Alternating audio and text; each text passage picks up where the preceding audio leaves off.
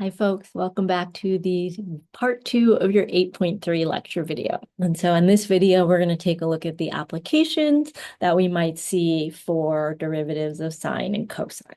Okay, so let's start with example 9. Find the slope of the graph of f of x equals cosine x at the point pi over 6, comma, root 3 over 2.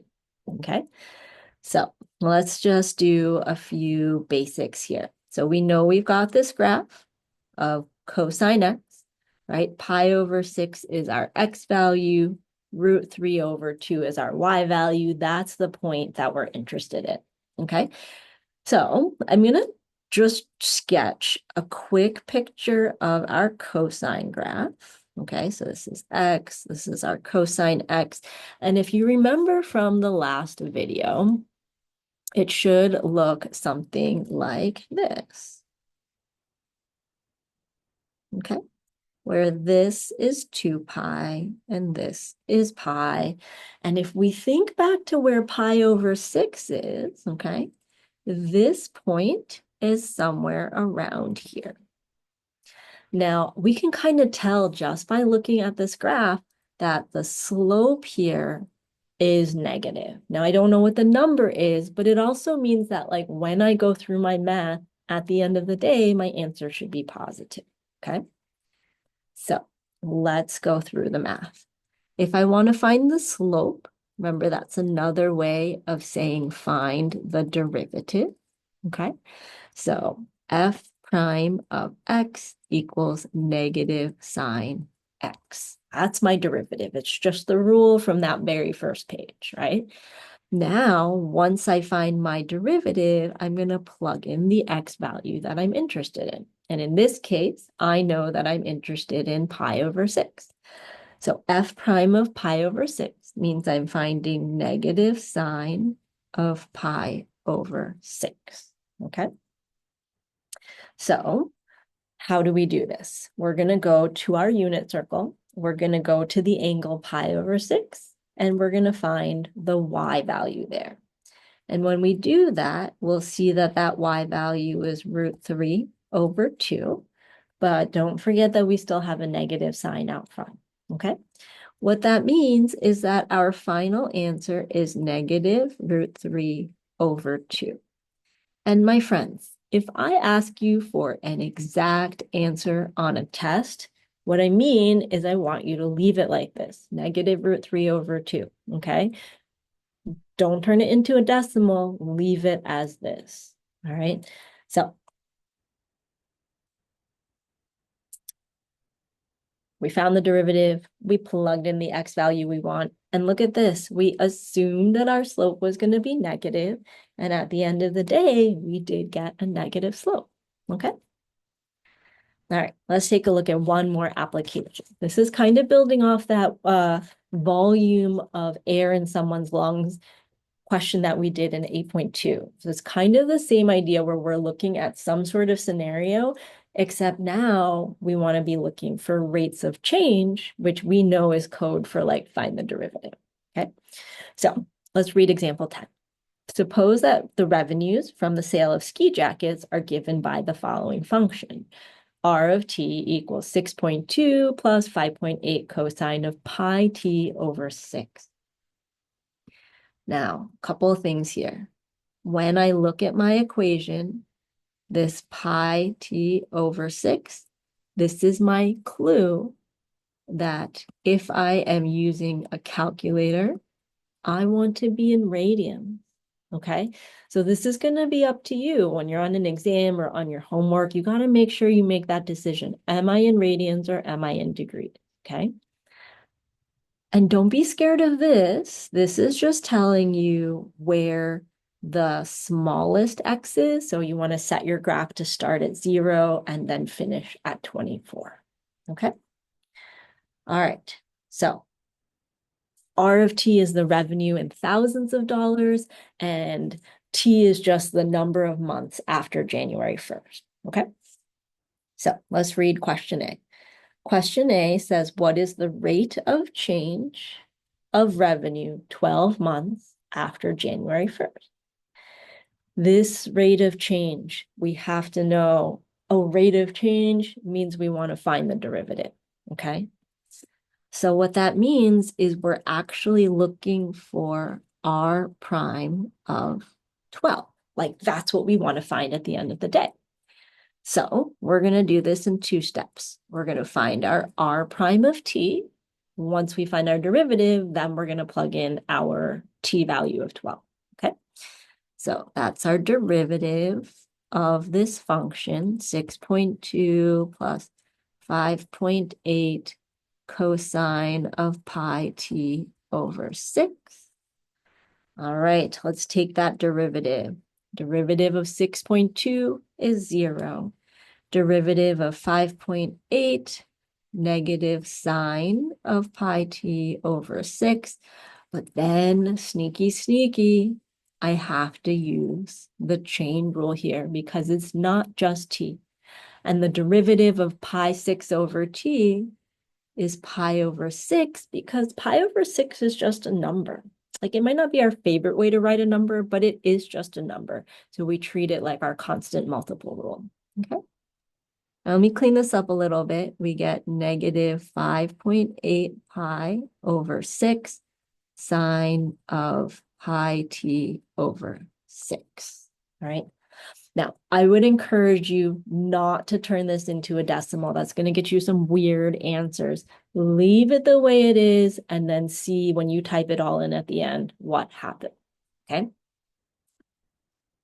All right, now I want to find r prime of 12, which is negative 5.8 pi over 6 sine of pi times 12 over 6, okay? All right, now 12 divided by 6 is 2. And so this actually gives me negative 5.8 pi over 6 sine of 2 pi, okay? Now here's where we can use our unit circle. We go to our unit circle, we find out the y value at 2 pi, and when we do that, we'll find that that's 0. And so altogether, we end up with 0. So what does that mean about the rate of change? It means that there is no change in the revenue at 12 months, okay? In other words, we could say the revenue is stagnant at 12 months.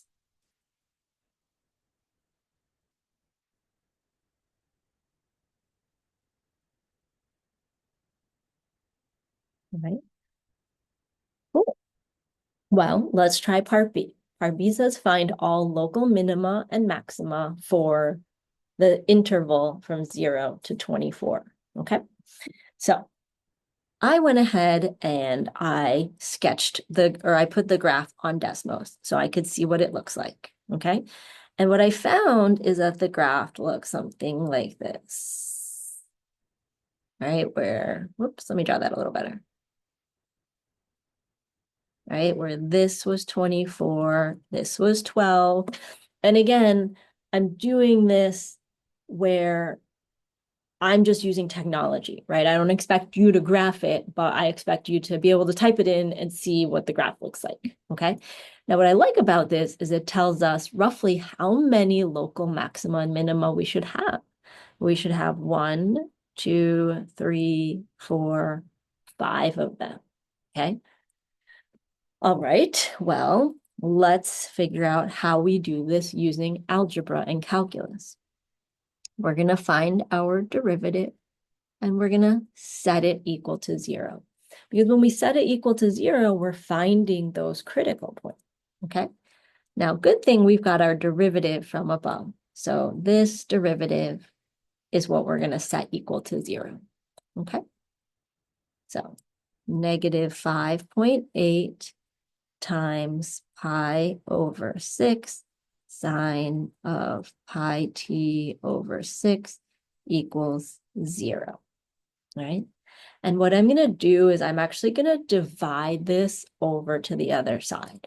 And when I do that, I get sine of pi t over 6 equals, cool thing here, 0 divided by anything is going to give you 0, okay? Now, I want us to think about all the places on the unit circle where sine is 0 or where the y value is 0, okay? And it turns out that all those places are going to be at 0, pi, 2 pi, 3 pi, 4 pi. All of these are going to be where that slope is 0, okay? But we haven't used this piece of information yet, where t is between 0 and 24, okay? So here's what I want to do. I know that 0 is smaller than or equal to t is smaller than equal to 24. But what I'm really interested in is what about like pi t over 6? So what I'm going to do is I'm going to multiply the entire inequality by pi over 6, okay? So 0 times pi over 6 is 0. T times pi over 6 is pi t over 6. And 24 times pi over 6 is 24 pi over 6. And now let's reduce. So 0 is less than or equal to pi t over 6 is less than or equal to 4 pi. This is how we know when to stop going around the circle. Okay, so I, in fact, know that it will only happen these 5 places, which is kind of cool because when I graphed it, I also knew there were going to be 5 places, all right? Now, the last thing we have to do is we have to divide both sides by pi over 6, okay? So I get t equals 0. Let's see, pi over 6, and then 2 pi over 6, and 3 pi over 6, and 4 pi over 6.